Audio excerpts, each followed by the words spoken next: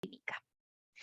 La docente que impartirá la presente sesión es María Jesús Salas, psicóloga de la Universidad Nacional Andrés Bello, postítulo en Psicología Clínica, mención en Psicodiagnóstico y Evaluación Forense de la UDD, 12 años de trabajo en el Centro de Asistencia a Víctimas de Agresiones Sexuales, CABAS, PDI y Reparación, y 17 años de experiencia en intervenciones con víctimas de agresiones sexuales en múltiples contextos, tales como consulta particular, PRM, residencias, consultorios y COSAM. A continuación, vamos a dar inicio a la presentación de la docente y una vez que esta termine, vamos a realizar un sorteo que será por una beca totalmente gratuita para el curso llamado Introducción a la Clínica del Trauma, asociado a las transgresiones en la esfera de la sexualidad con niños y adolescentes, que tendrá sus sesiones en vivo los días 16, 17 y 18 de marzo. Los requisitos para poder optar a esta beca son, primero, ser profesionales de la salud mental y educación o estudiantes de dichas áreas, y segundo, el sorteo se realizará solamente con las personas que hayan participado en toda la sesión, por lo que los y las invito a participar hasta el final y así todos y todas tengan la oportunidad de ganar el cupo que se va a sortear. Para las y los que estén interesados, quedan todos y todas invitados a nuestra página web, en donde están todos los seminarios que hemos hecho anteriormente para que puedan verlos si es de su interés, y también se subirá el del día de hoy en www.adipa.cl/seminarios. Finalmente, comentarles que al final de la sesión del día de hoy se les enviará un link a través del chat para que puedan optar por un certificado de participación a este seminario, en donde tendrán que rellenar sus datos personales y se les enviará automáticamente a su correo. Sin nada más que agregar, le damos el paso a María Jesús para que inicie la exposición del día de hoy. Adelante, María Jesús. Gracias, María Jesús. Siempre tan raro esto de que nos llamemos igual. Sí. Ya, vamos. Espero que estén bien. Veo que hay hartos ahí conectados. Veo algunas caras conocidas. ¿Cómo está ahí, Rocío? Qué bueno. Vamos entonces a compartir pantalla y vamos a... Voy a achicar aquí. Y vamos a comenzar entonces. Bueno, como decía María Jesús, entonces hoy día vamos a hacer una pequeña clase, como un repaso, no profundo, pero con sí la suficiente profundidad como para poder comprender un poco de qué se trata un poco la clínica, o cuáles son, más que de qué se trata la clínica, cuáles son los elementos que tenemos que tener en consideración al momento de trabajar en trauma, sobre todo en la parte de la clínica que tiene que ver con la infancia, y que obviamente son consideraciones que, tal como dice el título de nuestro seminario, tienen como importancia en el fondo el tener esta mirada que es necesaria para la intervención, ¿no? Entonces, vamos a ir avanzando aquí, y cuando hablamos en el fondo de trauma, que es como lo principal y nuestro eje a considerar, vamos a pensar que una situación o un evento traumático o un trauma va a ser entendido como una vivencia, ¿no? O sea, algo que le ocurre a un sujeto, y que tanto por las características de este mismo sujeto, ya que no todas las personas somos iguales, y por la característica además de la vivencia, tengo ahí ahí salió. Esta vivencia más las características del sujeto en el fondo van a desbordar de alguna manera, van a exceder las capacidades que tiene este individuo para poder hacer frente a esta vivencia. Y como consecuencia de eso, lo que vamos a tener es lo que llamamos una fractura psíquica, ¿no? O un episodio que tiene que ver con ciertas características que de alguna manera interfieren en nuestro psiquismo, y que a consecuencia de ello va a generar una serie de síntomas que, por supuesto, van a ir variando dependiendo de el sujeto y las características del evento, como lo decíamos, vayan teniendo. Entonces tenemos que un trauma va a ser el resultado probablemente puede ser un evento o puede ser también de una serie de eventos, ¿no? O sea, distintas cosas o distintas vivencias que le ocurran a un sujeto en particular. Estos eventos van a ser experimentados como el sujeto necesariamente, para poder hablar algo de trauma, como una vivencia o una situación que genera una amenaza, ¿no? Una amenaza obviamente para la integridad psíquica, para la integridad física también, y que muchas veces es vivido como un potencial estresor en el fondo que podría llegar a causar la muerte, ¿no? O sea, cuando tenemos a un paciente que ha vivido una situación traumática, una de las primeras cosas que tenemos que considerar es que ese paciente ha tenido la vivencia de que su vida ha estado puesta en riesgo a propósito de aquello por lo que lo tenemos o por lo que consulta, ¿no?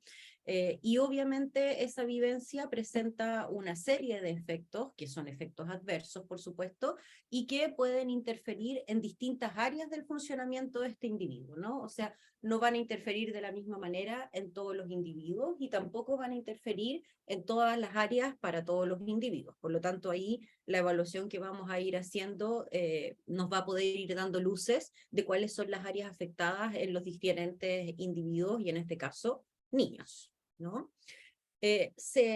Se entiende por las características o por la naturaleza de una vivencia traumática entonces, que ésta se enmarca en algo que es vincular, ¿no? O sea, siempre es en vinculación a un algo o a un alguien o a algo que pasa, ¿no? Y que generalmente está mediado por, puede ser otra persona que está implicada, como una situación en particular donde también hay otras personas. Por lo tanto, hablamos del carácter de que es algo vincular. Hablamos del carácter de que es algo subjetivo, en tanto la vivencia no es vivida para todos de la misma manera. Por lo tanto, frente a una situación que pudiésemos pensar que deviene en algo traumático, vamos a tener a distintos sujetos que no necesariamente van a reaccionar de la misma manera. Por lo tanto, el trauma también es subjetivo. Y en tanto es subjetivo y es vincular, por supuesto hablamos de que esto está en relación a, y por lo tanto tiene un carácter relacional, ¿no? Entonces, la clínica del trauma también tiene que ver con la posibilidad de restituir o la posibilidad de ayudar o contribuir a la mejoría de este episodio traumático, también en un aspecto relacional y en un vínculo con un otro, que en este caso vamos a ser los clínicos o las personas que estemos al servicio de poder ayudar a este niño o a esta niña. Así también, y durante el último periodo, con mucha fuerza se ha empezado a hablar, no es algo que todavía esté tipificado como un diagnóstico en sí, pero sí se habla con mucha tranquilidad, y lo podemos hablar con mucha tranquilidad, el concepto del trauma complejo, ¿no? Que tiene que ver con la posibilidad de haber vivido múltiples experiencias, ¿no? No solo una experiencia, sino múltiples experiencias donde hay un origen en el fondo que puede ser interpersonal con otra persona o con alguna situación en puntual que en su conjunto generan distintas sintomatologías o distintos cuadros adversos que obviamente van a tener consecuencias nefastas para el desarrollo del niño, como lo menciona aquí este autor, ¿no? Entonces tenemos por una parte la vivencia del trauma, trauma simple podríamos decirle de alguna manera, que es asociada a una vivencia en específico, y por otra parte tenemos el trauma complejo, que tiene que ver con una múltiple o múltiples traumatizaciones en la vida de estos niños, ¿no? Tenemos como un eje, otro eje también muy importante para poder comprender un poco cuáles son estas implicancias en el fondo de las experiencias traumáticas, a la neurobiología, ¿no? La neurobiología, como sabemos, en el fondo es el estudio del sistema nervioso y el cómo las células, en el fondo, implicadas en esto, se van organizando para generar ciertos circuitos, ¿no? Donde se procesa la información recibida y por lo tanto van a mediar en el comportamiento del sujeto, ¿no? Entonces, lo que nos muestra o lo que nos enseña un poco la neurobiología y todos sus aportes que son tremendamente importantes durante el último tiempo, es que existirían ciertas células que son encargadas en el fondo de ir organizándose entre ellas, por supuesto, generando link ahí entre ellas para poder establecer ciertos circuitos que van permitiendo de alguna manera que cierto sujeto funcione de una manera o cierto sujeto funcione de otra manera, ¿no? Dependiendo de los circuitos que se vayan armando. La sintomatología que cada sujeto también pueda ir desplegando en función de un episodio va a estar también sujeta a cuáles son los circuitos que ha ido armando este sujeto en su vida para poder enfrentar ciertas situaciones puntuales, ¿no? Hoy también, gracias a la neurobiología, sabemos, por ejemplo, como a modo de tener como claridad para poder entender un poco de qué se trata estos niños que vienen a consultarnos, que a nivel de desarrollo cerebral, un recién nacido, por ejemplo, va a presentar aproximadamente 100.000 millones de neuronas. Sin embargo, esas neuronas no van a generar necesariamente conexiones entre unas y otras en ese momento, ¿no? Pero es una potencialidad que está. Y en la medida en que el ser humano o ese niño o ese bebé en el fondo va creciendo, se van desarrollando estos circuitos o estos links que hablábamos hace un rato, y que al momento de aproximadamente los 4 años es donde se va a alcanzar un pic mayor de conexiones neuronales, ¿no? Aquí tenemos que recordar que si bien es importante la cantidad de neuronas que podamos poseer, las conexiones neuronales son finalmente lo fundamental para poder desprender de eso las características de cómo funciona un sujeto, el aparataje defensivo que tiene, el funcionamiento como habitual que tiene para hacer algunas cosas. Entonces aquí, más que la cantidad de las neuronas, empieza a tomar peso la capacidad que hay de hacer estas conexiones entre ellas, ¿no? Las conexiones que se vayan realizando, como decíamos, van a ir generando estos circuitos, que son circuitos que se mantienen bastante estables, ¿no? Con esto, por ejemplo, tenemos que imaginarnos que frente a una situación donde una persona se angustia, esa persona va a echar a andar este circuito y este circuito le va a dar la posibilidad de, entre comillas, resolver esta angustia más o menos siempre de la misma manera, ¿no? Entonces, frente a la angustia o frente a un foco de angustia, un sujeto va a tender a presentar la misma sintomatología y va a tender a presentar este mismo circuito que va a funcionar, ¿no? No solo pasa con la angustia, sino que pasa con montones de cosas, o sea, con todas las cosas que vivenciamos, y por lo tanto estos circuitos que se van estableciendo de manera más estable van a hacer que aquellas neuronas que no entren en juego en estos circuitos que son los que se usan y por uso en el fondo se mantienen, puedan participar alguna de ellas en podas neuronales, ¿no? O sea, aquello que no se está usando, aquello que no está linkeado con algo o aquello que entre comillas no sirve, va a ser podado, ¿no? En esto que llamamos la poda neuronal, ¿no? Hoy entonces sabemos, gracias a los avances justamente de la neurobiología, que además algo que antes no se desconocía en el fondo, es que existiría la posibilidad de generar nuevos circuitos, ¿no? Así como también que existe la posibilidad de una regeneración neuronal, que era algo que antes se pensaba que no existía, ¿no? Lo cual, obviamente, cuando hablamos de trauma, sobre todo pensando en lo destructivo que puede resultar el trauma a este nivel, abre una ventana tremenda de posibilidades que es altamente significativa para nuestro trabajo, ¿no? Se ha observado durante el último tiempo también, con estudios recientes y obviamente apoyados en estudios que tienen más larga data, que hay ciertas sustancias, así como también la psicoterapia, que pueden generar una modificación cerebral, abriendo con ello nuevos caminos de resolución, ¿no? Hace poquito, como sabemos, en el mes de enero se aprobó el tratamiento en Canadá con psilocibina y con MDMA, y una de las principales, de los estudios, los principales efectos que se ha podido observar de estas sustancias es que justamente generan nuevos circuitos no neuronales, ¿no? Entonces, frente a una situación, volvamos a la situación de angustia, frente a una situación de angustia donde el sujeto ha tendido a salir de la misma manera, usando el mismo circuito, y finalmente eso, a pesar de que es una solución, termina siendo una pseudo solución y que genera o no puede generar un alivio.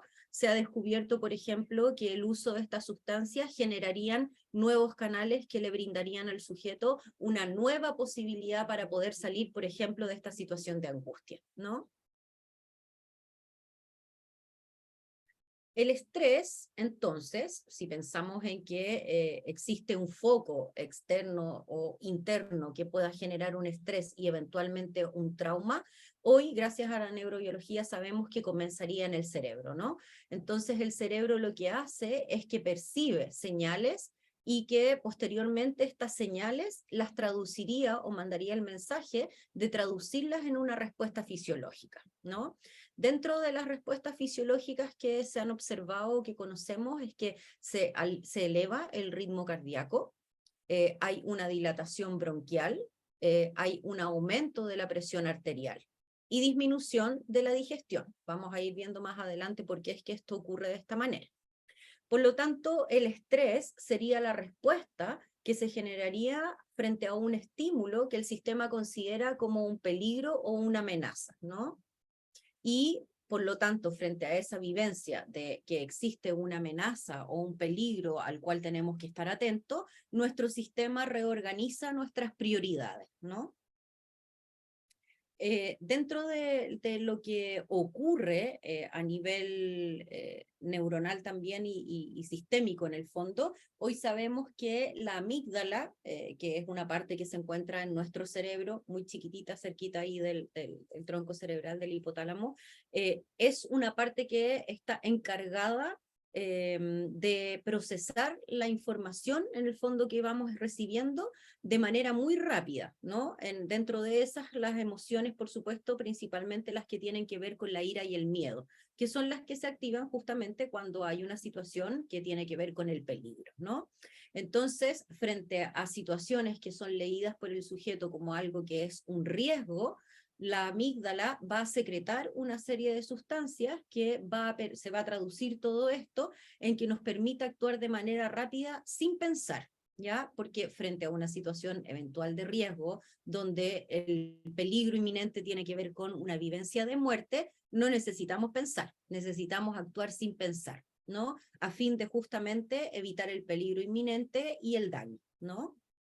Entonces, ¿cómo es que la amígdala hace esto, ¿no?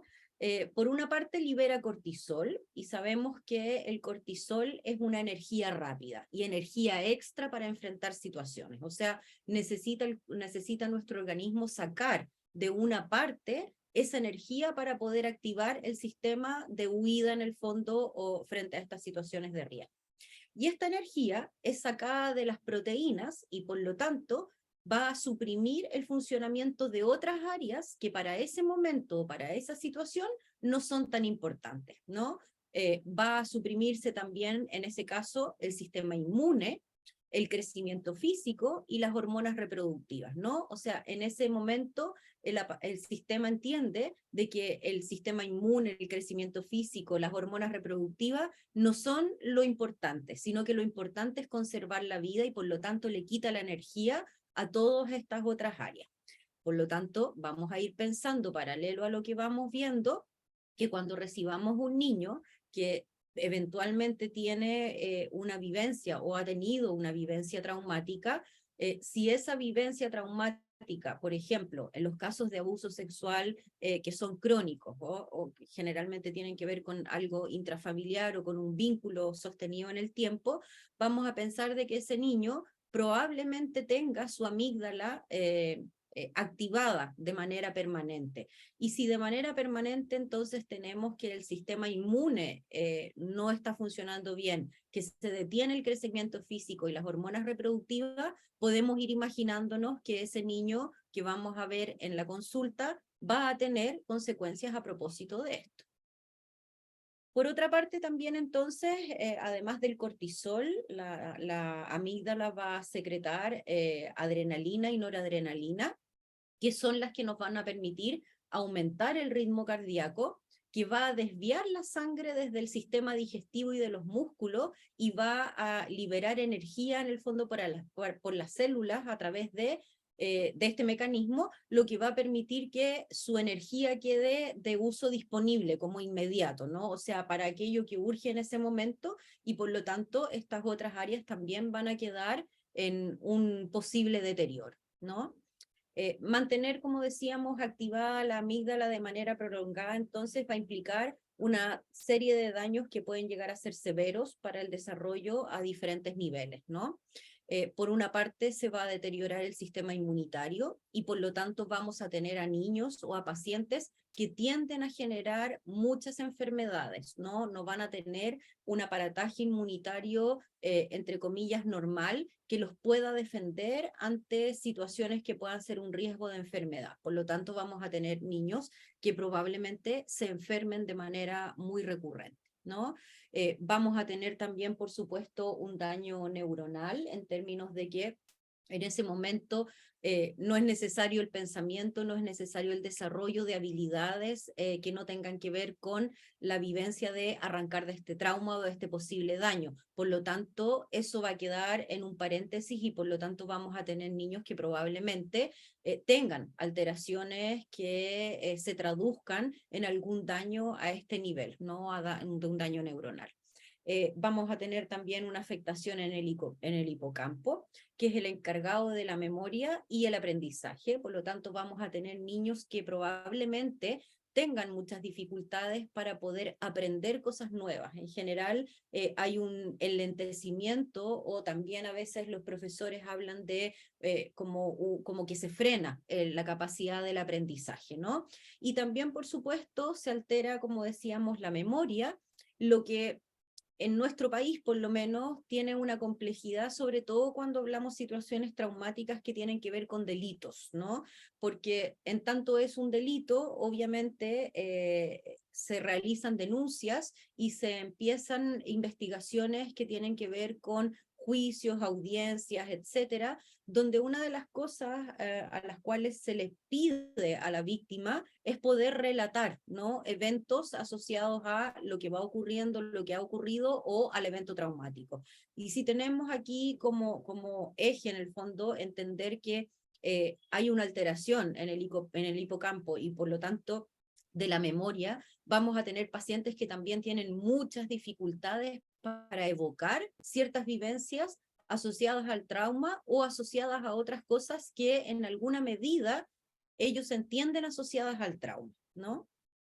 Y por otra parte también tenemos un daño importante en el lóbulo frontal. Sabemos que una de las funciones fundamentales del lóbulo frontal tiene que ver con el control de los impulsos y por lo tanto podemos pensar de que si el lóbulo frontal se va dañando de manera severa, vamos a tener pacientes que al estar sostenidos a una activación de la amígdala, es muy probable que tengan un pobre control de impulsos, ¿no? Muchas veces cuando vemos estas noticias sobre delincuencia o ciertas situaciones donde hay implicados menores de edad o hay implicados incluso mayores de edad, uno piensa, ¿no? Tiene que pensar necesariamente, no con el fin de buscar cuál es el límite para poder sancionar o no, sino como una forma de poder explicar, entender y eventualmente generar una posibilidad de ayuda, ¿no? Para estas personas, pero necesariamente para poder comprender, ¿no? Que aquí efectivamente hay un pobre control de impulso gracias a las experiencias traumáticas que probablemente muchos de ellos han vivido en su vida. Hay un sistema inmunitario también que está alterado o que está mermado. Por supuesto también que hay una alteración neuronal que muchas veces se traduce en una poca capacidad reflexiva, en una poca capacidad de inteligencia, podríamos decirlo de una manera muy simple, y además también de la capacidad de poder aprender, ¿no? Entonces son un poco las características que uno pudiese pensar que tienen estos sujetos que vemos a diario cometiendo una serie de delitos, muchas veces también cargados de mucha violencia, ¿no? Que uno de repente dice, pero no justificando el hecho delictivo, ¿no? Pero ¿por qué tanta violencia, no? ¿Desde dónde surge tanta violencia, por ejemplo, al momento de robar un celular, ¿no? Y aquí podemos entender un poco más cómo es que esto va funcionando al momento de entender, por ejemplo, que probablemente hay un déficit del control de impulsos importante, lo que de alguna u otra manera los lleva también a situaciones extremas, ¿no? Lo que lo hace muy riesgoso. ¿Qué situaciones podrían, ¿no?, implicar una vivencia traumática? Aquí yo creo que es importante entender que, volvemos un poco a lo que habíamos comenzado a decir, el trauma es subjetivo, por lo tanto, no existe una vivencia per se que pudiésemos decir que va a generar un evento traumático, ¿no? Sin embargo, hay ciertas recurrencias, por supuesto, donde uno podría entender de que ciertas situaciones pudiesen para ciertos sujetos implicar que se genere un trauma, ¿no? Dentro de estas, las más conocidas o las más recurrentes que uno pudiese ir viendo en la clínica, obviamente tienen que ver con algo que esté asociado a la muerte. Puede ser la muerte de un ser muy significativo o puede ser la muerte de una persona que no conocemos, pero que murió de manera, por ejemplo, traumática delante de nosotros. Vivencias de maltrato y de abuso que no solamente tienen que ver con lo intrafamiliar, sino que también tienen que ver con elementos que tienen que ver con la cultura y con lo social, ¿no? Y que también, por supuesto, tiene que ver con lo político, ¿no? Hay mucha violencia que tiene que ver con violencia política que conocemos. En nuestro país hay muchos programas incluso destinados a poder atender a las víctimas de violencia política, ¿no? Abandono, por supuesto, abandono para los niños en la medida en que entendemos que un niño es una persona que es dependiente de un otro, ¿no? Que a través de un otro, ese niño va a poder de alguna manera garantizar su crecimiento, su vida, su cuidado, el afecto, etcétera. Por lo tanto, el abandono podría llegar a ser efectivamente una vivencia traumática, en tanto ese niño puede tener la sensación de que puede morir a propósito de este abandono, ¿no?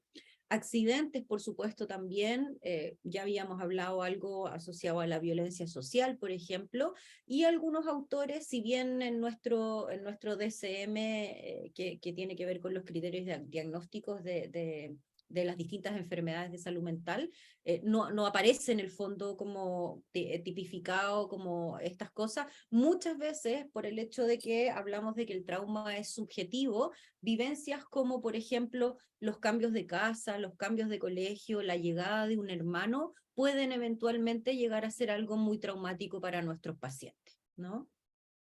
Por supuesto que hay montones de situaciones más que no están aquí que pueden implicar efectivamente un trauma, ¿no? ¿Qué sabemos entonces de las referencias, por ejemplo, del ya trastorno de estrés postraumático, que es una de las principales caracterizaciones, podríamos decir, de cómo se presenta un evento traumático en la vida de un niño, ¿no? Aquí nos tenemos que remontar a no a tan mucho tiempo atrás, ¿no? Lo que yo creo que es bien impresionante cuando uno lo piensa en términos de la historia que se lleva pensando, ¿no? Estas situaciones traumáticas para los niños, ¿no? En la década de los 60, que podemos pensar en términos de hitos de salud mental y de historia, está a la vuelta de la esquina atrás, Lipton realiza un estudio donde describe a los niños que habrían sobrevivido a Hiroshima con algo que él dice o que describe como un síntoma que lo llama embotamiento psíquico, ¿no? Posteriormente, en 1972, Newman manifiesta que se presentaría en estos niños que han vivido estas experiencias una pérdida del sentido de realidad, un aumento de la vulnerabilidad al estrés, o sea, a situaciones que pueden ser estresantes, estos niños hiperreaccionarían. Hay una alteración del sentido propio de poder, o sea, tienen la vivencia de no poder con cosas que eventualmente sí podrían poder, ¿no? Y una sensación también de fragmentación psíquica, ¿no? Como de desarmarse, de derrumbe, y muerte muy temprana, ¿no? Y posteriormente, en 1976, dentro de todos estos estudios y estos síntomas, TER habla de la sintomatología que podría generarse y la agrupa en 4 categorías que él describe. La primera como la categoría de desórdenes cognitivos perceptuales. eh, Entendemos con qué tiene que ver, ¿no? Habla de un colapso también del desarrollo, habla de una compulsión a la repetición y habla también de un contagio, ¿no? Aquí aparecen ya algunas luces de lo que hoy más adelante podemos ir entendiendo a propósito de los estudios, de cómo se nos van presentando, ¿no? Estos pacientes, ¿no? En relación al DCM, que era lo que hablábamos ahora, también el trastorno por estrés postraumático ha tenido una historia corta, ¿no? En el DCM, en el primero, existía la categoría de reacción general al estrés, ¿no? Y que principalmente, según los autores en ese momento o las investigaciones, estaban asociadas a situaciones de guerra o a situaciones de catástrofes civiles, la que podrían, según estos autores, generar una reacción que ellos denominan neurótica si este estresor persistía, ¿no? En el DCM2, posterior obviamente al DCM1, se minimizan las reacciones traumáticas y se las reduce a una reacción como algo transitorio, no como algo persistente, sino que algo transitorio. Y obviamente, como podemos imaginar, dentro de muy poco tiempo eso fue considerado como algo insuficiente, ¿no? En el DCM3 se crea por primera vez una categoría específica para el estrés postraumático y se lo incluye dentro de los desórdenes de ansiedad, ¿ya? Y para el diagnóstico del DCM3 de este cuadro y posteriormente al DCM3R, o sea, revisado, se requiere que exista para los investigadores o entonces la existencia de un estresor que sea un estresor severo, ¿no? Un estresor de magnitud. Que esté fuera del rango, en el fondo, de la experiencia usual del ser humano, o sea, que efectivamente sea una vivencia atípica en términos de que no es algo cotidiano, ¿no?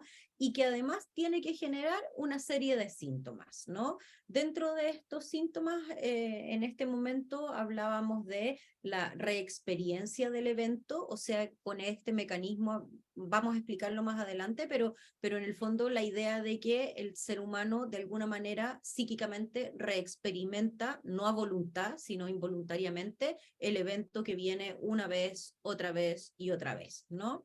Por otra parte, también existiría como síntoma la necesidad de una evitación persistente del estímulo o de los estímulos que estén asociados al trauma o a este embotamiento en el fondo que describen los autores previamente. Y además tendría que haber la presencia del hiperarousal, además de que estos síntomas, según describen los autores ahí, tendría que durar aproximadamente 6 meses y tendrían que aparecer, entre comillas, entre el mes 1 y a los 6 meses de ocurrido el evento, ¿no? Pero tendrían que tener también una duración prolongada en el tiempo, ¿no? En el DCM4, que lo tenemos mucho más fresco probablemente, se mantiene esta tríada de síntomas y se señala que el sujeto debe haber estado expuesto a una amenaza a la integridad propia o ajena. O sea, aquí se incorpora la posibilidad de presenciar que un otro haya estado expuesto a una situación vital, ¿no? Y que frente a esa situación debe haber respondido, por supuesto, con estas vivencias de temor, de horror o de desvalimiento, ¿no? Por lo tanto, el DCM4 hace un giro un poco en el énfasis desde la severidad del estresor a una combinación entre que el estresor tiene que ser traumático, asociado también a cómo es ese sujeto, que era lo que hablábamos al principio cuando definíamos lo del trauma, ¿no? O sea, aquí se incorpora que tiene que haber un evento, pero además se consideran las características que tienen que ver con la fragilidad o con la vulnerabilidad del sujeto que ha vivido esa experiencia. Y la percepción de amenaza o trauma es casi tan esencial, dirían aquí los autores, y hoy así muy claramente es tan esencial como el impacto del estresor y, por supuesto, la producción de síntomas como la objetividad que tiene esta vivencia, ¿no? En el DSM-4, entonces, lo que tenemos es que se divide el trastorno de estrés postraumático en agudo y en crónico, cosa que no ocurría antes, y que los autores dicen, depende esto en el fondo si los síntomas tienen más o menos de 3 meses de duración, ¿no? Si hay un inicio retardado y si estos surgen 6 o más meses después del evento traumático, ¿no? Entonces, por lo tanto, tenemos el tiempo de latencia en que se presenta la sintomatología, pero también tenemos el tiempo en que dura esta sintomatología.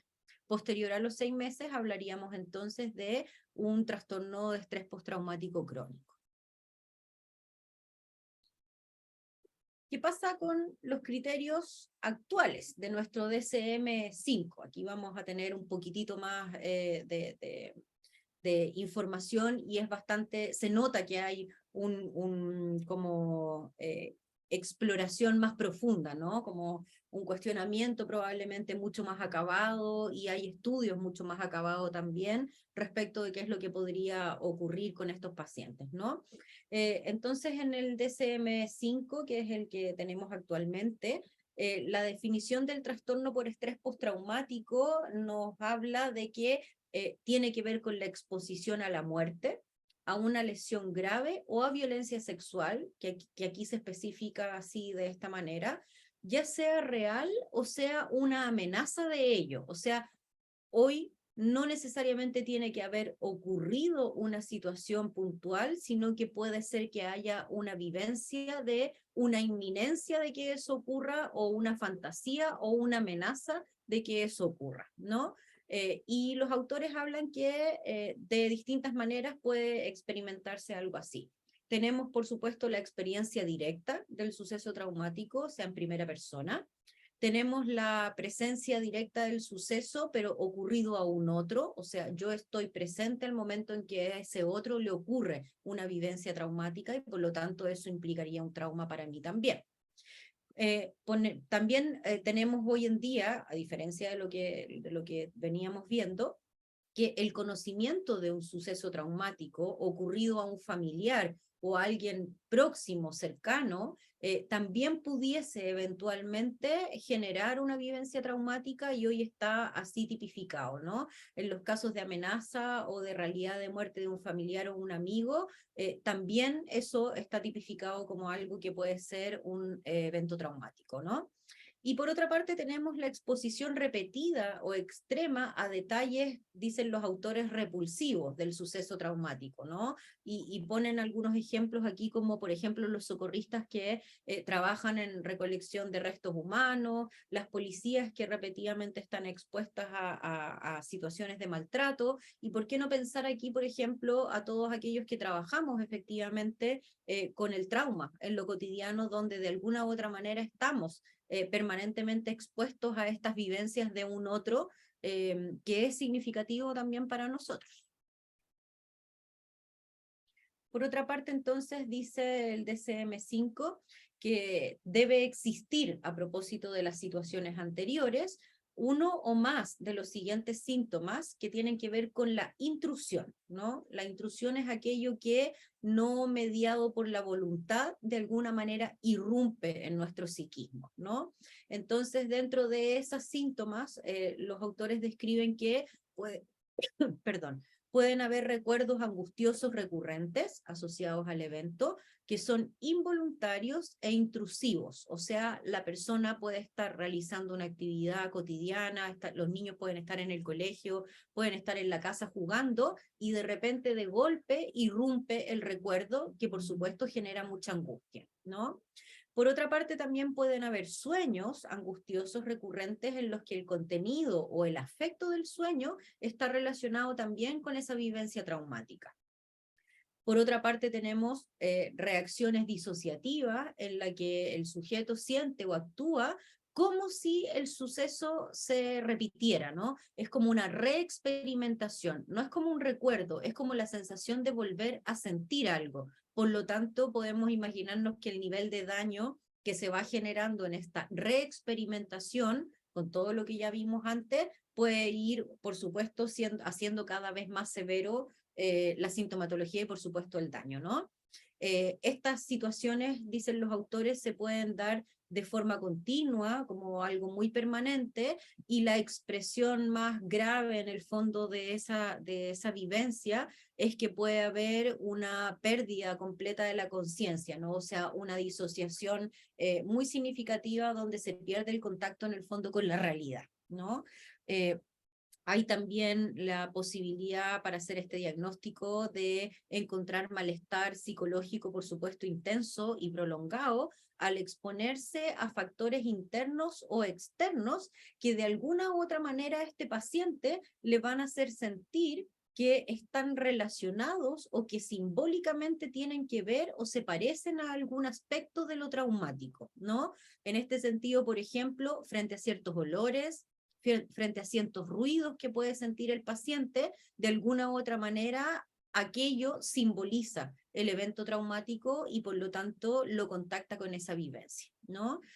También podemos encontrar reacciones fisiológicas intensas a factores externos o internos que simbolizan o parecen un aspecto también del suceso traumático, ¿no? Entonces, en este caso, si vamos pensando en cómo va a ser un paciente, un niño que se nos va a presentar en la clínica, asociado a una situación traumática, podemos tener que es esperable que nuestro niño, mientras esté en la consulta con nosotros, presente recuerdos intrusivos y angustiosos asociados a lo que le ocurrió. Generalmente ocurre que los niños se quedan como, pareciera que se quedan como en blanco, pareciera que se quedan con la mirada perdida, y en ese momento uno habla de un fenómeno disociativo, ¿no? Donde se puede haber contactado con algún elemento de estos que acabamos de ver asociados a esta experiencia traumática, o puede ser que a modo de defensa de una situación también puntual, sea necesario que ese psiquismo de alguna manera se disocie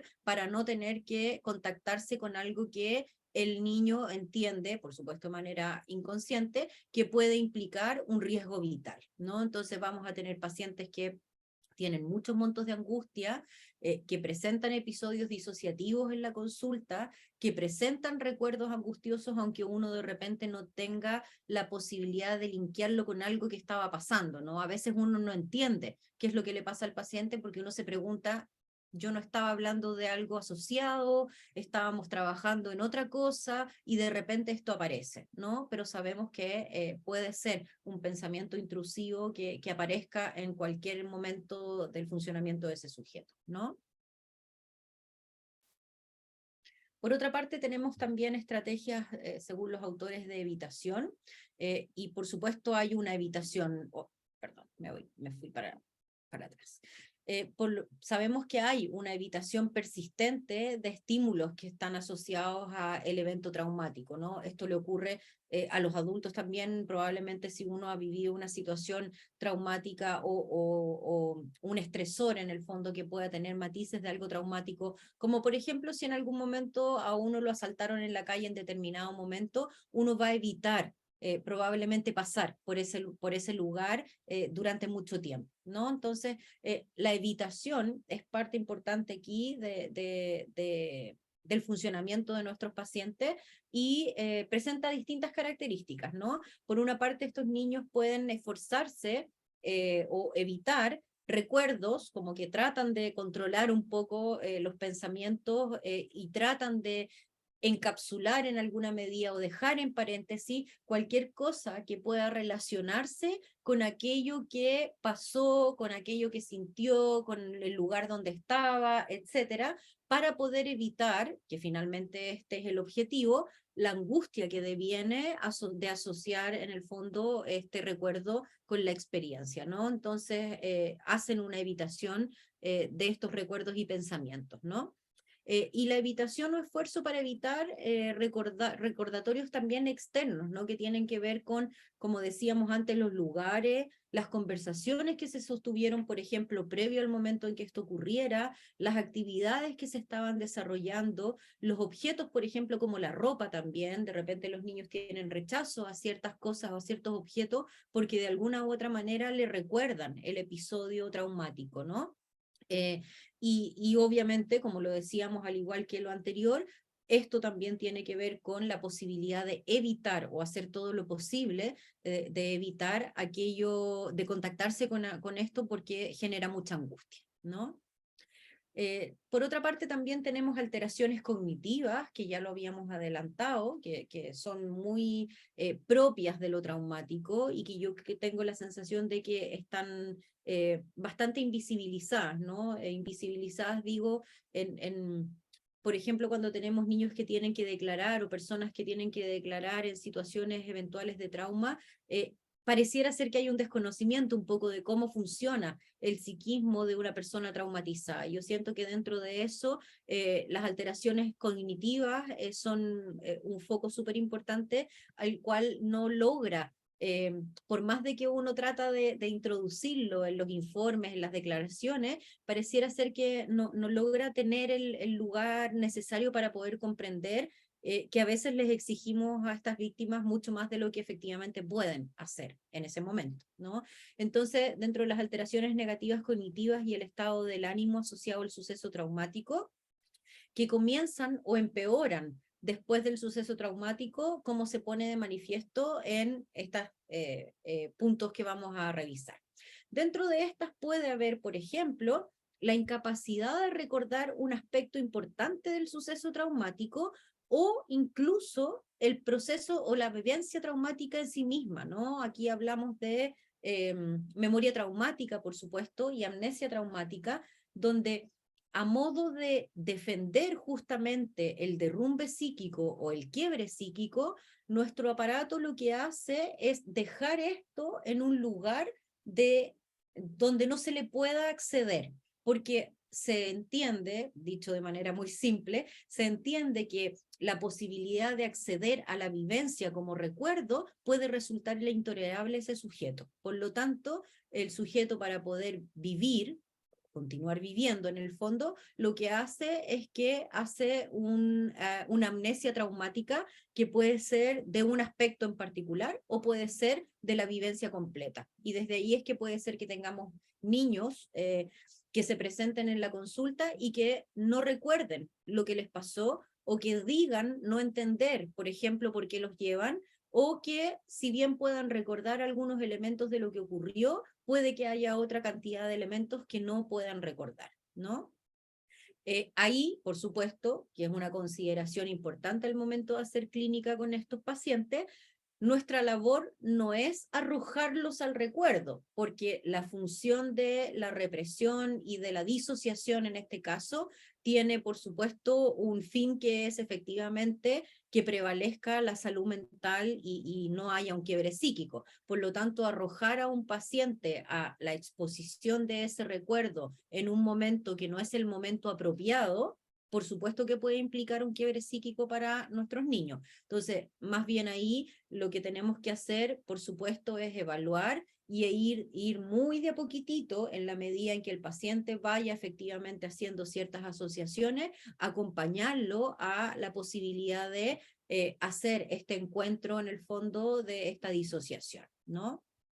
Por otra parte, también tenemos creencias o expectativas negativas persistentes y exageradas sobre uno mismo, los demás y el mundo, ¿no? Hay una visión que se instala de algo pesimista, ¿no? De que no se puede confiar. Aquí hay probablemente uno de los principales efectos de cuando el trauma deviene de algo relacional con un otro, es la posibilidad de que se instale la pérdida de confianza, ¿no? O sea, aquella persona, por ejemplo, vuelvo al tema de los abusos intrafamiliares, incluso incestuosos, el pensamiento que puede surgir a la base aquí en el fondo tiene que ver con que aquellos que se supone que tenían que cuidarme y protegerme me han hecho este daño, por lo tanto, no puedo confiar en ellos y por lo tanto menos puedo confiar en el resto de las personas, ¿no? Entonces surge esta sensación de desconfianza,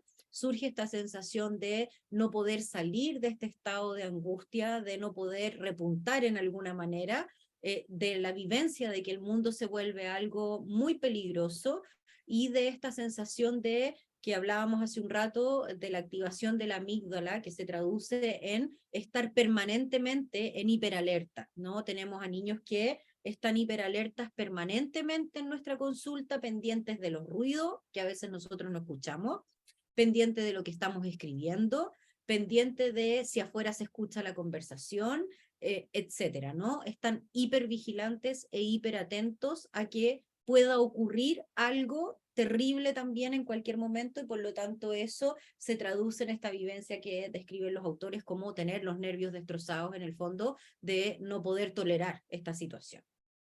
Hay una percepción también distorsionada y persistente de la causa, las consecuencias del suceso traumático, que hace que el individuo se acuse a sí mismo o a los demás. O sea, aquí de alguna u otra manera empieza el cuestionamiento de esto a lo mejor fue culpa mía. O qué podría yo haber hecho, o qué no hice, o qué dejé de hacer, etcétera. Y los niños empiezan a preguntar qué podría haber hecho distinto, esto es culpa mía porque yo me lo merezco, porque soy un mal niño, porque me porté mal en el colegio, porque mis papás, etcétera, me dijeron por ejemplo, yo me portaba tan mal y se terminaron separando, por ejemplo, por mi culpa. Entonces, empiezan estas distorsiones como perceptuales, como de poder, de tener que pensar que la culpa es mía y que de alguna u otra manera está la fantasía de que se podría haber evitado ese suceso traumático, ¿no? El estado emocional, por supuesto, que es algo negativo y permanentemente están vivencias que los acompañan de temor, como de que pueda volver a ocurrir una situación así. Está, por supuesto, la culpa asociada a que podría yo haber hecho algo distinto. Muchas veces aparece la vergüenza también en términos de esto que me ocurrió, a pesar de que no fue algo que tenga que ver con una culpa mía, sí muchas veces es vivenciado con vergüenza, como si ellos hubiesen querido o de alguna u otra manera hubiesen participado o ser responsables de aquello que ha ocurrido, ¿no? Hay, por supuesto, también una disminución importante en el interés o la participación en actividades significativas, o sea, aquello que antes era algo de interés o algo que incluso disfrutaban los niños, hoy en día se convierte en algo que no les genera la misma sensación. Es algo en lo cual pierden el interés, en lo cual se van retirando, por ejemplo, de distintas actividades, de la participación en el colegio, de la participación en grupos, van perdiendo la capacidad de poder disfrutar con cosas con las cuales previamente disfrutaban, ¿no? Entonces probablemente vamos a tener un niño que también tiene esta especie de aplastamiento como afectivo, emocional, que pareciera ser que nada lo moviliza o que pareciera ser que muchas veces va derecho a un cuadro depresivo también, que muchas veces se desarrolla a propósito de estas situaciones.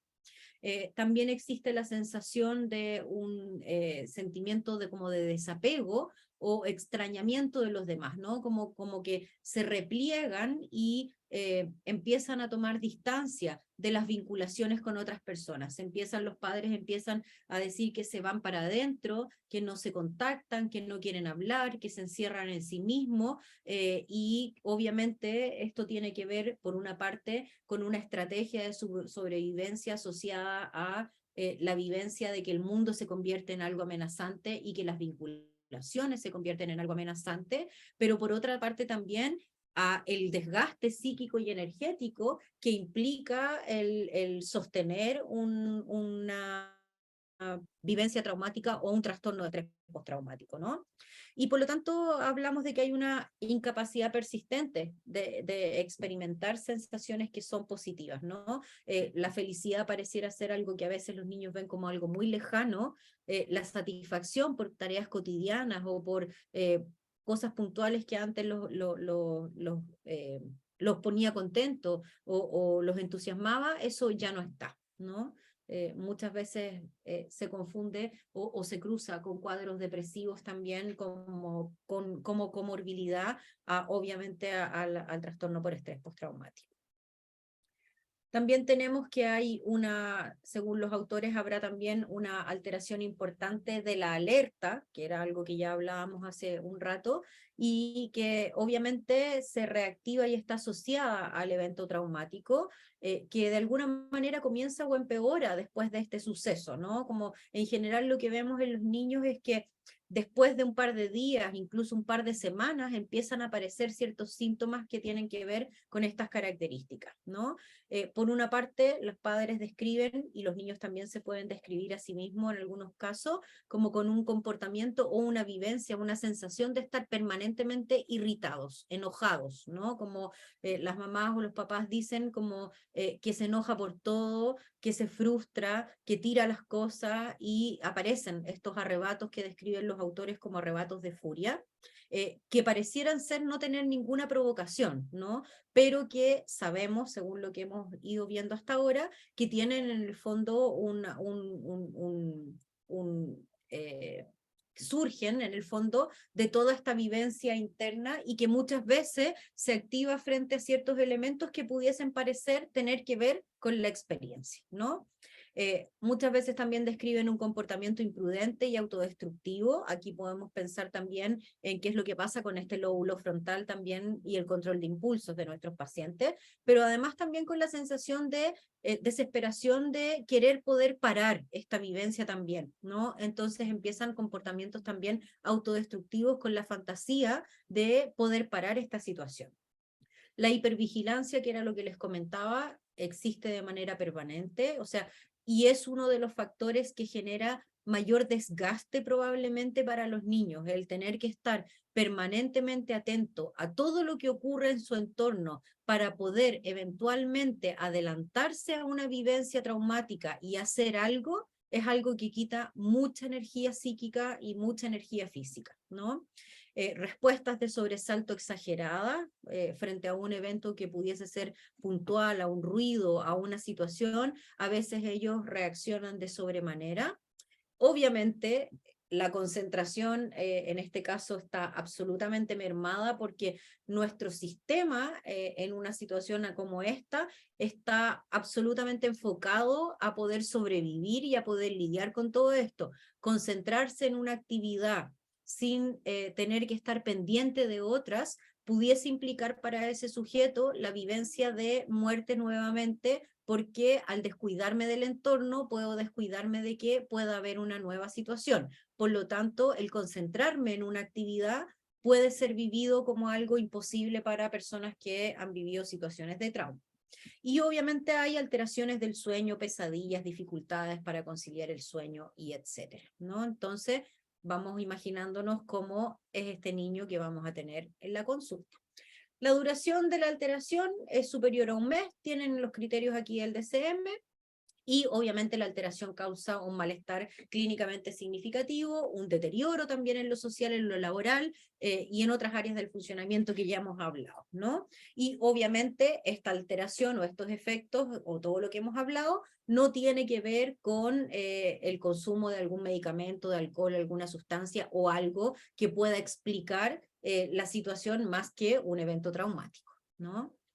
Por lo tanto, entonces, al momento de hacer clínica con niños traumatizados, vamos a tener a niños que van a tener reexperimentaciones, van a tener imágenes intrusivas mientras estén con nosotros, probablemente van a tener escaso vocabulario porque no hay una posibilidad de simbolizar aquello que es el terror mismo, ¿no? O sea, cómo doy un lugar o cómo doy un simbolismo a una experiencia que queda puesta en el cuerpo. El trauma en general es algo que no puede ser simbolizado, ¿no? En términos de, por lo tanto, no lo voy a poder verbalizar, por lo tanto, no lo voy a poder hablar y contar y poner detalles, etcétera. Por lo tanto, hay escaso vocabulario y hay una falta de simbolización. El proceso que nosotros vamos a acompañar a hacer a nuestros pacientes justamente tiene que ver con mucho ayudar a ir simbolizando para que de esa manera este evento se pueda ir digiriendo, ¿no? O sea, si no se simboliza,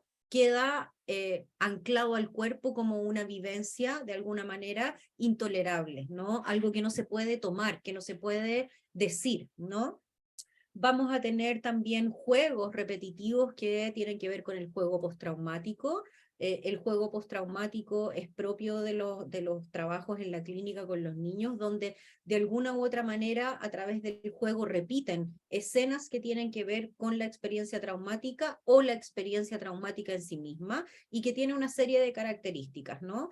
Pero básicamente tiene que ver con algo que se repite, con algo que tiene siempre el mismo orden y que de manera abrupta termina y donde además uno observa que no hay una capacidad de pasarlo bien, ¿no? Tenemos también una reactuación traumática que tiene que ver con que muchas veces los niños de alguna manera repiten partes o situaciones de aquello vivido con nosotros en la consulta o con ellos mismos en la consulta, ¿no? Entonces, niños que de alguna manera pueden tener conductas masturbatorias, por ejemplo, cuando han sido víctimas de agresiones sexuales, o pueden querer repetir esa escena con nosotros, o pueden querer repetir esa escena con otro niño, por ejemplo, ¿no? Y ahí tenemos una reactuación que tiene que ver con lo traumático, con no haber podido procesar y por lo tanto lo tengo que repetir y lo repito como un síntoma.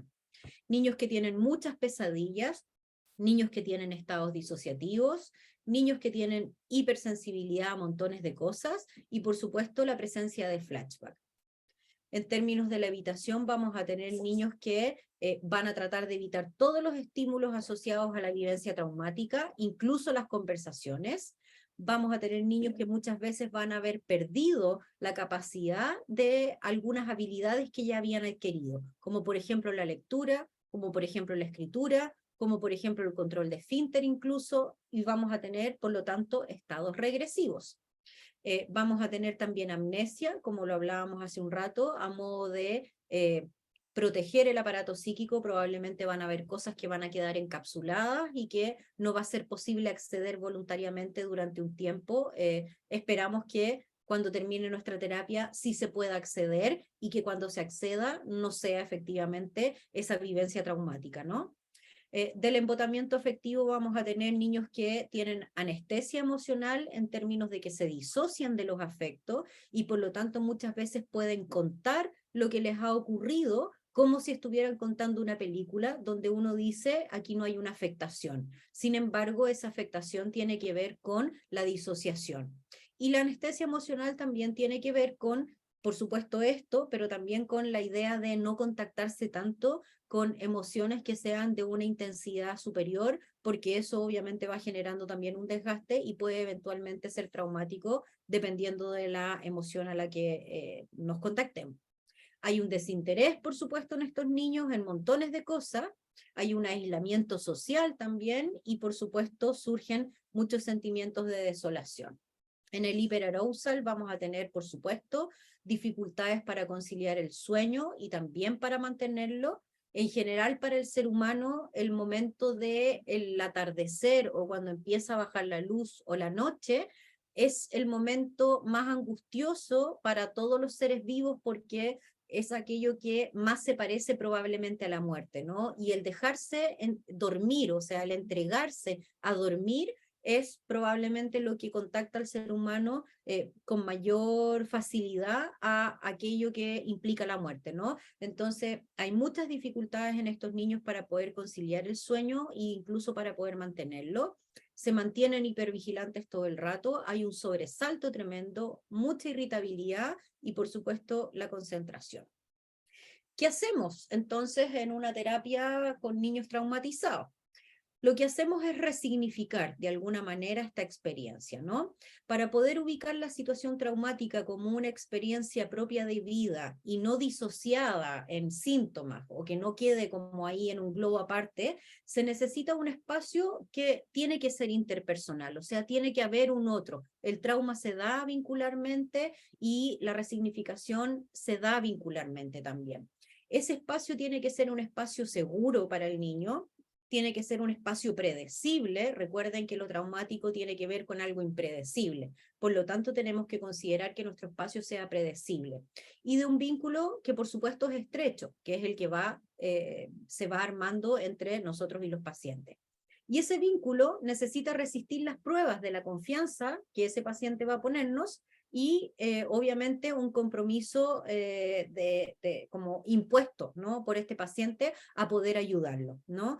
Muchas veces tenemos niños a los que están muy traumatizados y tienen muchas dificultades en poder confiar en un otro y ponen el vínculo a prueba de maneras que también es una prueba para nosotros, en el fondo poder tolerar la rabia, poder tolerar agresiones, poder tolerar sensaciones muy angustiantes a través de la contratransferencia, y eso tiene que ver y ser entendido como una necesidad para poder entender de que ese otro va a estar, de que ese otro no me va a abandonar, de que ese otro va a poder ver lo peor de mí mismo y a pesar de eso me va a querer ayudar, ¿no?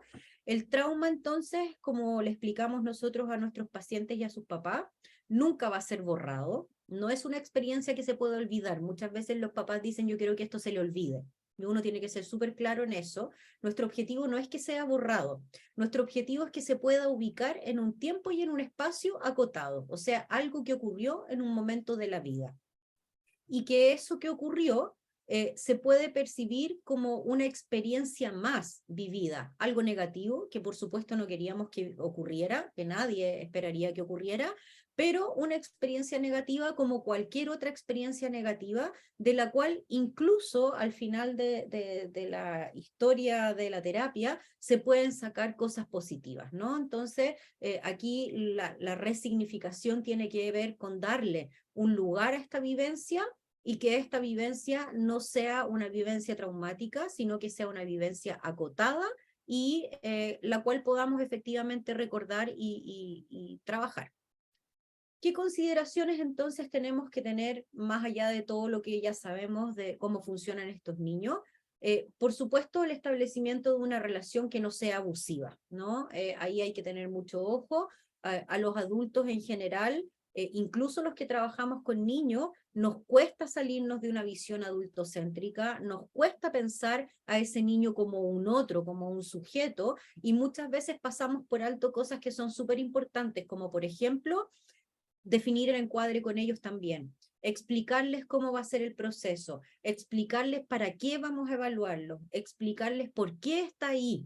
Y todas esas cosas muchas veces uno las conversa con los papás y pareciera ser que los niños quedan de nuevo un poco abandonados en una relación que no intencionalmente, pero claramente tiene algunos matices que pueden ser leídos por ese niño como algo abusivo, ¿no?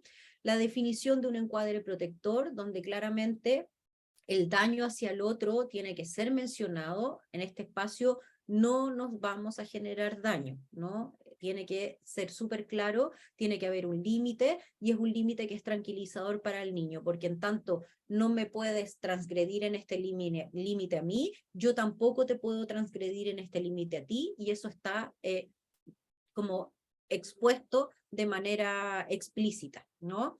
La visibilización de la persona, que es lo que les comentaba antes en términos de no olvidarnos que los niños son niños pero son personas, ¿no?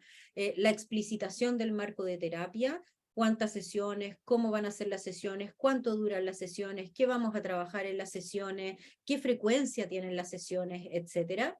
Y por supuesto, en los casos de trauma, por sobre todas las cosas, no sé si más que en otros casos, pero sin duda en estos casos, la flexibilidad terapéutica es fundamental. Uno puede tener pensado un esquema, una forma o algo de cómo trabajar, y puede ser que el niño llegue un día muy interferido por montones de otras cosas que nos van a tener que convocar, y vamos a tener que poder acoger el cambio de nuestra sesión para poder acoger o para poder ayudar a nuestro paciente en eso que presenta en ese momento, ¿no?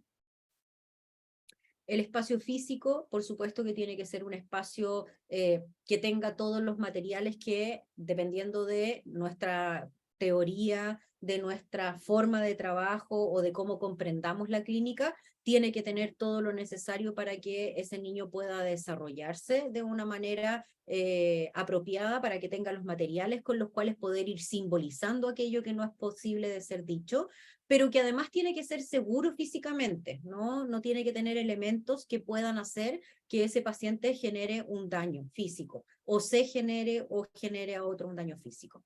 El espacio, como decíamos, tiene que ser simbólicamente seguro. Se recomienda que se mantenga estable en términos del tiempo. Cuando tenemos vivencias traumáticas, la estabilidad es algo que no está. Por lo tanto, es recomendable en pacientes con trauma, por ejemplo, que si lo vamos a atender los días lunes a las 5 de la tarde, ese horario y ese día se mantenga de manera estable para ese paciente, porque eso le permite ir teniendo una especie de sensación de control respecto de los eventos, cuando han tenido la sensación de no haber podido controlar eventos traumáticos. La estabilidad del espacio entonces va a contribuir a ese sentimiento de predictibilidad y va a ir pudiendo permitir que el niño vaya generando sensaciones de confianza y de seguridad en la relación y en la consulta. Finalmente, y un poco como para cerrar, todo lo que hemos dicho, que puede ser teórico, quise un poco plasmarlo en esta viñeta, que aparece en un libro de Barudi, porque dicho desde una víctima, probablemente nos llega un poco más, ¿no? Esta es una víctima, de una niña que ha sido víctima de agresión sexual por parte de su padre, y ella refiere esto, dice: acuérdate de tus 12 años, solo está el miedo, y cuando éste te sumerge, te quedas estupefacta. Nadie te ha enseñado a combatirlo, a defenderte de él. Entonces te quedas allí, paralizada, dispuesta a sufrir, a suplicar, a llorar. Es lo único que puedes hacer. Aparte de llamar a Dios, que te socorra, o a tu padre, ¿qué otra cosa podría encontrarse a los 12 años? Dios se largó al mismo tiempo que papá. Queda el silencio del horror que pasa sobre tu cuerpo con manos que ensucian. Eso. María Jesús, ¿estamos? Sí, Voy a dejar de compartir. si quieres podemos dar 15 minutos de preguntas. Sí, por supuesto. Tengo, eso sí, 2 preguntas generales que se repitieron harto en el chat. Prefiero decírtelas al tiro, que son más o menos técnicas. ¿Qué es hiperarousal y qué es TSM? ¿Y es qué? Hiperarousal, Sí, arousal y sí, TSM. DCM. Ujú. Bueno, el hiperarousal es una sintomatología que tiene que ver con estar hiperactivado a ciertas situaciones, y que ciertas situaciones se vuelvan a presentar como algo traumático. En el fondo, como se activan ciertos recuerdos, olores, vivencias, como intrusivamente, ¿no? Con eso tiene que ver, con estas vivencias y estos pensamientos y estas sensaciones o estos olores o estos recuerdos intrusivos, ¿no? Como, por eso deviene después de esto una hipervigilancia también, ¿no? Y DCM es el manual diagnóstico de psiquiatría y psicología que existe. Es un compilado donde se trata y se va trabajando cada cierto tiempo, de ir avanzando, por supuesto, en cómo retratar estos cuadros clínicos. Entonces, aparecen todos los cuadros clínicos, psicológicos y psiquiátricos que podemos conocer o que existen, y aparecen así como descritos, y aparecen después los criterios para hacer su diagnóstico. Es un manual para poder hacer un diagnóstico de trastornos o cuadros psicológicos y psiquiátricos. Perfecto. Muchas gracias, María Jesús. Era una pregunta muy recurrente en el chat. Vamos dando entonces espacio a los micrófonos. Vamos partiendo con Fabi Briceño.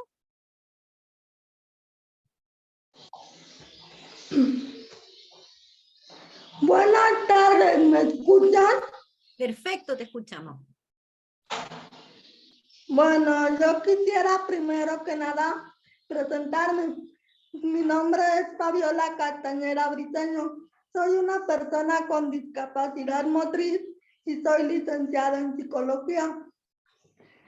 Bueno, me gustaría aportar que, de acuerdo al Instituto Nacional de Salud Mental, el trauma infantil puede definirse como un evento emocionalmente traumático, doloroso y angustiante que ha experimentado un niño y que puede tener detonaciones tanto físicas como mentales.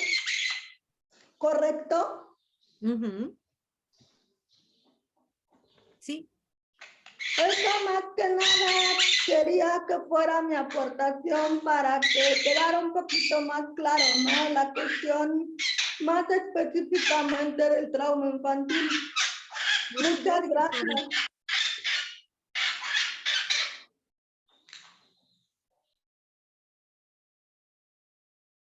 ¿Con quién vamos, María Jesús? Muchas gracias, Fabi. Sigamos con Claudio Pinilla.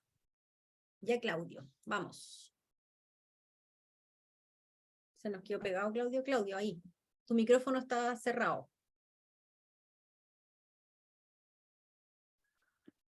Ahí sí. Ahora ¿Ahí me sí. escuchan? Ahora sí. Sí. ¿Escuchan? Ahora sí. Ya, hola, buenas noches. Hola, Claudio. Buenas noches, les saluda aquí desde la comuna de Yayay, aquí a 88 kilómetros de Santiago de Chile al norte. Solamente agradecer la instancia, soy estudiante de trabajo social. Hola, estoy como aquí, agradecer la instancia, muy, muy bueno. Solamente me paré a buscar un vaso con agua porque ya mucha sed. Y volví rápidamente, me pareció muy interesante todos los temas que se trataron. Y me llamó la atención el intrusivo, era pensamiento intrusivo. Yo no soy Sí. del área de psicología, sí del área social, y que hemos tenido varias herramientas con respecto al tema psicológico de nuestra malla curricular. Pero consulta, el pensamiento intrusivo, aparte de la niñez, que ya sabemos, como lo explicó ahí magistralmente la profesora, ¿puede venir en otra etapa de la vida? Sí. Sí, el pensamiento intrusivo, o sea, yo lo enfoqué en el fondo como para pensar en niños, pero todo lo que hemos hablado también ocurre en adultos, ¿no? Esta sintomatología, los cuadros, como se ha descrito, como lo vimos en el DCM, aparece de la misma manera también en adultos. Lo que pasa es que, claro, por ser niños nos enfocamos un poco a la diferencia de la clínica que tiene que ver con ello, pero el pensamiento intrusivo es algo que es un cuadro como bastante recurrente en eventos traumáticos, en situaciones traumáticas, y tanto en niños como en adultos, ¿no? O sea, y frente a lo que preguntas como de imaginarte cómo es como si se te viniera una idea permanente sin que la quisieras controlar y que por supuesto genera un malestar psíquico, ¿no? Es como, no me puedo sacar esto de la cabeza y viene, y viene, y viene. Y se dan niños y se dan adultos también, cuando han vivido situaciones traumáticas, incluso cuando no tienen que ver con algo traumático en sí mismo, pero a veces tenemos preocupaciones o a veces ha pasado algo que nos ha marcado mucho y viene la idea y viene el recuerdo y viene el recuerdo y genera una fatiga y un malestar importante. También se da en otras etapas del desarrollo.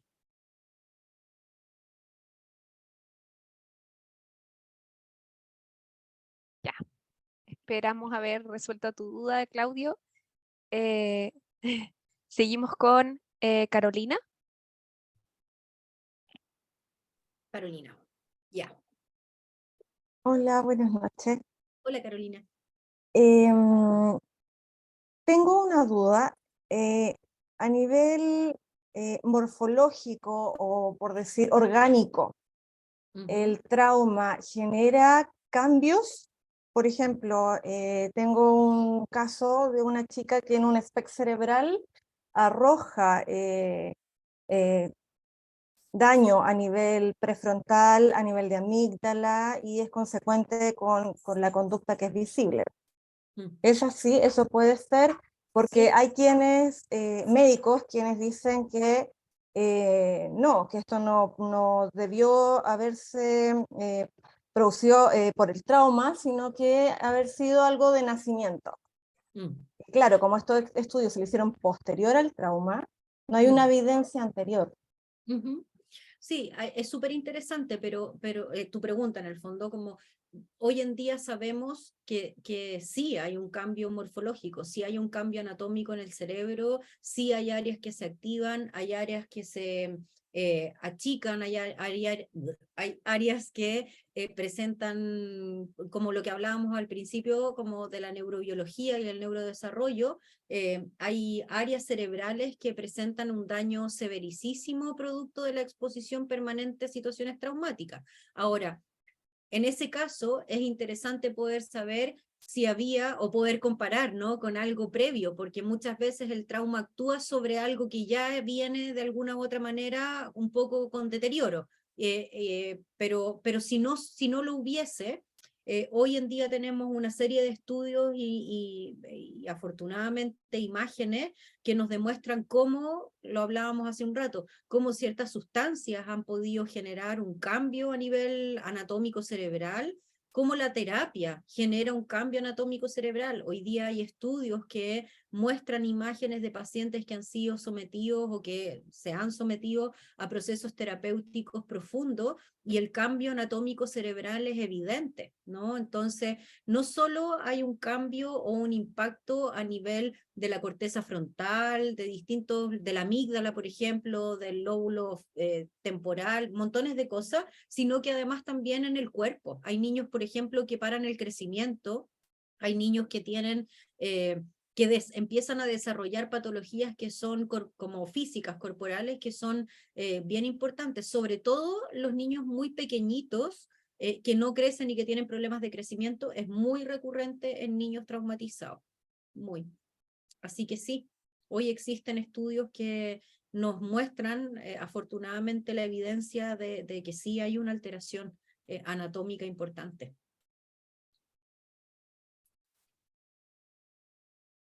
Bueno, muchas gracias Carolina por tu pregunta. Vamos a coger la última pregunta en honor al tiempo. Yo sé que todos tienen preguntas y que todas son importantes, pero no tenemos tiempo de sobra. Así que la próxima persona va a ser Pamela. Hola, ¿qué tal? Muy buenas tardes. Pamela Hola, García Pamela. Hola Pamela. ¿qué tal? Bueno, de hecho yo soy de Tlaxcala, de la ¿Estás Ciudad de con luz de México. día? ¿Estás con luz de día todavía? Sí, sí, todavía precisamente estamos aquí, Tlaxcala. Yo estoy llevando lo que es el área, soy estudiante de educación inicial aquí en México, entonces estoy especializándome en el desapego en los niños del centro penitenciario, de las cárceles. Entonces, es un trauma para los niños, ya que, psicológicamente, ¿cómo puedo trabajarlo?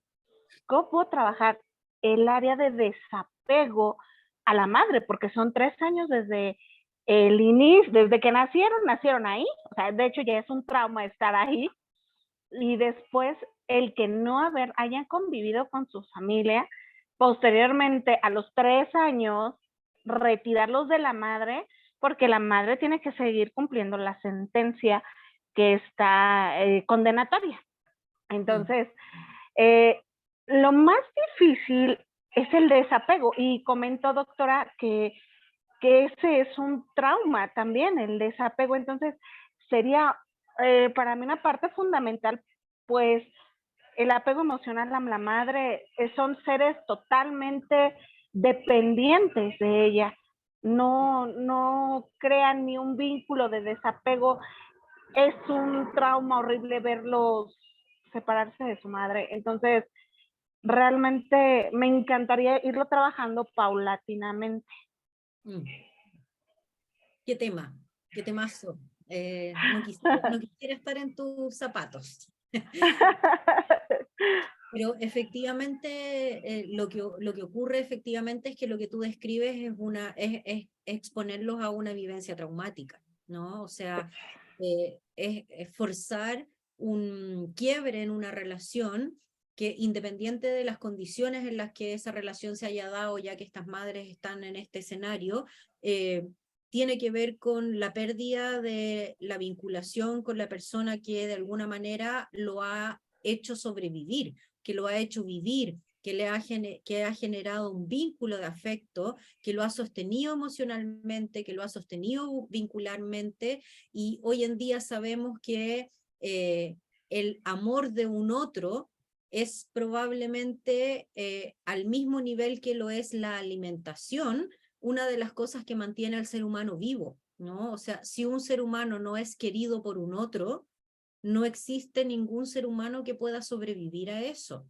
¿no? Entonces, hablamos de un riesgo o de una vivencia efectivamente de muerte, al separar forzosamente a un hijo de una madre de esa manera.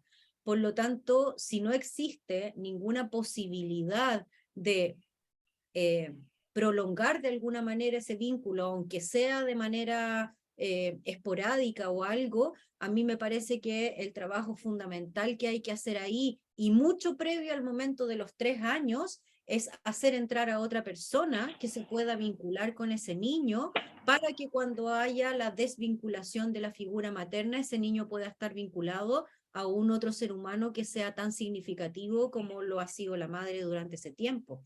Sin embargo, no garantizaría eso, el hecho de que eso no pueda ser un evento traumático, ¿no? Pero es probablemente, yo no sé cómo funciona acá en Chile, hace un tiempo sabía, pero no sé si eso habrá cambiado o no, pero lamentablemente, como lo cuentas tú, y por eso decía yo, acá en Chile a lo mejor funciona de la misma manera, tiene que ver con el desconocimiento, probablemente, de cómo funciona el psiquismo humano, de las consecuencias de todas estas cosas, de personas dictando leyes o haciendo reformas o determinando cosas que claramente no saben el impacto que pueda llegar a tener eso, porque tenemos una madre que está privada de libertad, separamos violentamente a un hijo de una madre que está privada de libertad, y eso va a generar un daño que puede llegar a ser, en términos de corteza, de desarrollo cerebral, de montones de cosas de lo que hemos hablado, que probablemente pueda llegar a empujar a ese niño también a una conducta delictiva en el futuro. Entonces, aquello que estamos haciendo sin pensar, finalmente nos está generando el mismo problema que queremos evitar. Ok. Entonces, a mí lo que me suena es que habría que incorporar desde el principio a una persona significativa que se vinculara con este niño y que vaya a ser la persona que vaya a quedar en el fondo haciendo esta posta de entrega posterior a la desvinculación de la madre. Ok, perfecto. Muchas gracias, saludos. Muchas gracias, Pamela, por tu pregunta. Para finalizar, vamos a bajar las manitos para poder realizar el sorteo. María Jesús, te quería hacer una última pregunta que me llegó en el chat, que me parece bastante importante, que es: ¿qué autores recomiendas para adentrarse a nivel teórico en el trauma? Es una pregunta que siempre surge. Mi área en el fondo, como siempre, tiene que ver con el abuso sexual. Yo como que desde ahí hago la clínica con el trauma, entonces más lo que yo conozco tiene que ver como con esa línea. Y desde ahí, bueno, Barudi obviamente es como un básico. Hay un texto muy importante que creo que es uno de los primeros textos que con mucha lucidez, a pesar de la antigüedad, empezó a darnos cuenta un poco de los efectos del trauma en los niños, que es un texto que se llama Confusión de Lenguas, de Ferenczi, que no es largo, es muy interesante leerlo, a pesar de lo antiguo, ya nos da luces de lo que hoy en día entendemos en términos del abuso sexual. ¿Qué más? Rocío, ¿me ayudáis? ¿Tú que eres Matea con los textos? Ahí han pasado algunos títulos por el chat. María Jesús, ¿me podéis activar a la Rocío Pizarro, por favor? Sí.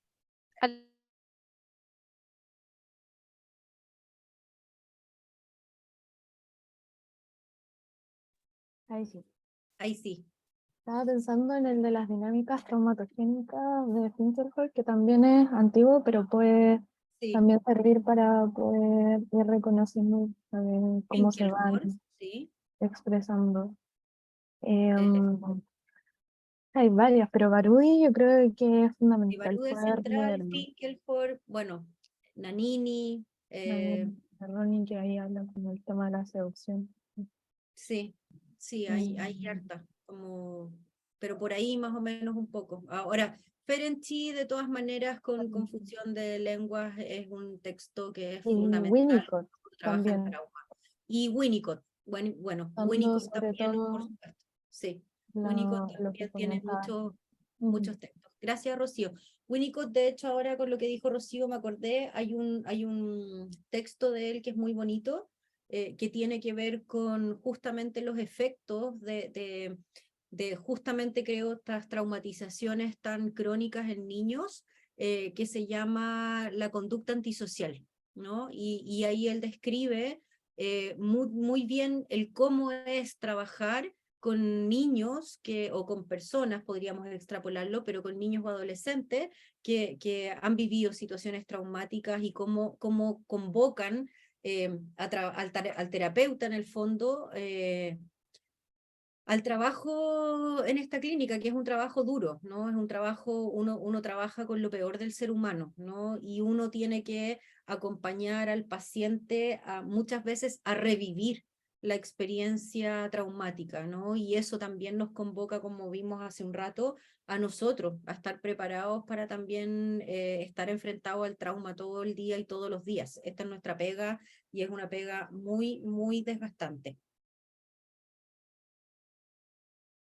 Muchas gracias, María Jesús. Ujú. Ahora vamos a pasar a hacer el sorteo. Primero, me gustaría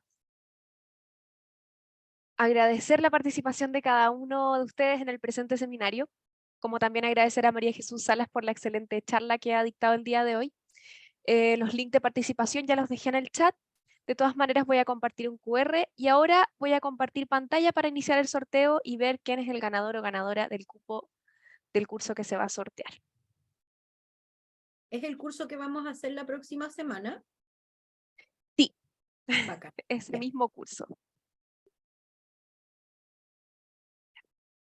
Entonces, por aquí pongo el QR para quienes quieren sacarlo por sus dispositivos móviles y partimos con el sorteo.